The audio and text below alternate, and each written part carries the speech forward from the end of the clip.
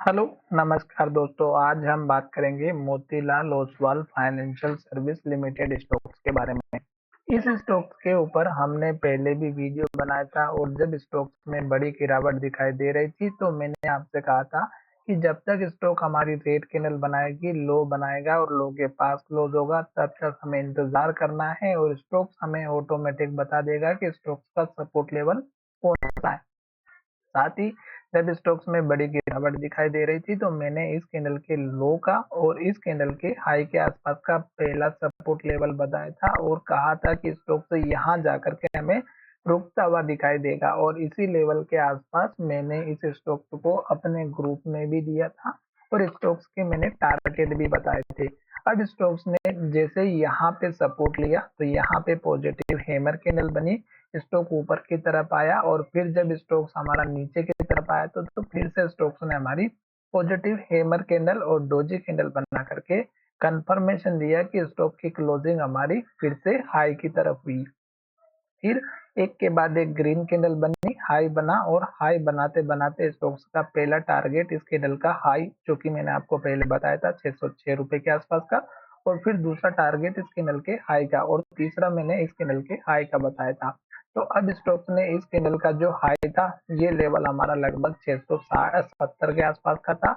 Stocks ने यहाँ पर स्टॉक्स ने वही लेवल को टेस्ट किया 678 के आसपास का, वहीं पे स्टॉक्स ने इन्वर्टेड हैमर बनाए और स्टॉक्स में जैसे ही लो का ब्रेकआउट हुआ स्टॉक्स में गिरावट आई और देख सकते हैं कि मार्केट में भी बड़ी गिरावट आई।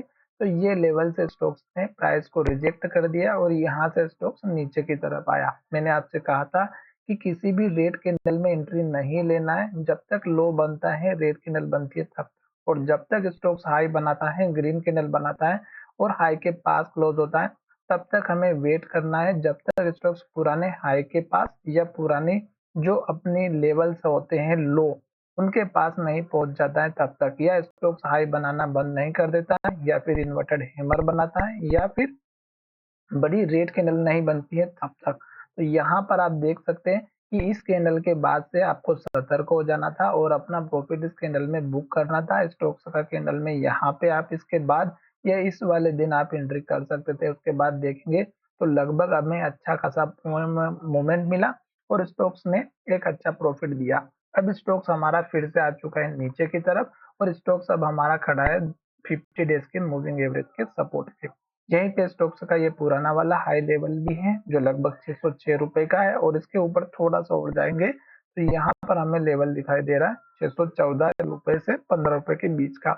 आज के दिन स्टॉक्स ने 612 रुपए का हाई बनाया और इसी के पास अभी स्टॉक्स हमारा रुका हुआ है। 615 के ऊपर अच्छे से वॉल्यूम के साथ क्लोजिंग नहीं होती है तो आपको इस स्टॉक्स में एक तो एंट्री नहीं लेना है। दूसरा, आप यहाँ पर देखेंगे इस कैंडल का लो टूटा, फिर यहाँ पर लो टूटा, फिर यहाँ पे लो टूटा, ये बड़ी कैंडल बनी है। इस कैंडल के अंदर अभी ट्रेडिंग हो रही है, ये लो टूटेगा तो गिरावट आएगी, फिर स्टॉक्स का सपोर्ट लेवल इस कैंडल का हाई 564 रुपए का और फिर यहाँ पे लेवल देखिएगा 556 रुपए का, ये लेवल आपको यहाँ पे सपोर्ट का देखने को मिलेगा। साथ ही हमारा जो है 150 डेज का मूविंग एवरेज भी सपोर्ट के लिए खड़ा है। तो ये जैसे जैसे स्टॉक में एक्टिविटी होगी ये भी हमारा ऊपर नीचे होता रहेगा। तो अगर आप वेट कीजिएगा, जल्दबाजी नहीं करें। वीडियो अगर आपको अच्छा लगा है तो चैनल को जरूर सब्सक्राइब करें, दोस्तों के साथ शेयर करना ना भूलें। रेड कैंडल में कभी भी एंट्री ना लें और ग्रीन कैंडल में कभी भी स्टॉक को सेल नहीं करें। बस जब तक लो बनेगा हमें वेट करना है, जब तक हाई बनेगा हमें वेट करना है। दोनों ही कंडीशन मैंने बता दी है। अगर आपको वीडियो अच्छा लगता है तो हमारे चैनल को जरूर सब्सक्राइब करें और दोस्तों के साथ शेयर करना बिल्कुल भी ना भूलें। धन्यवाद, मिलेंगे नई वीडियो में।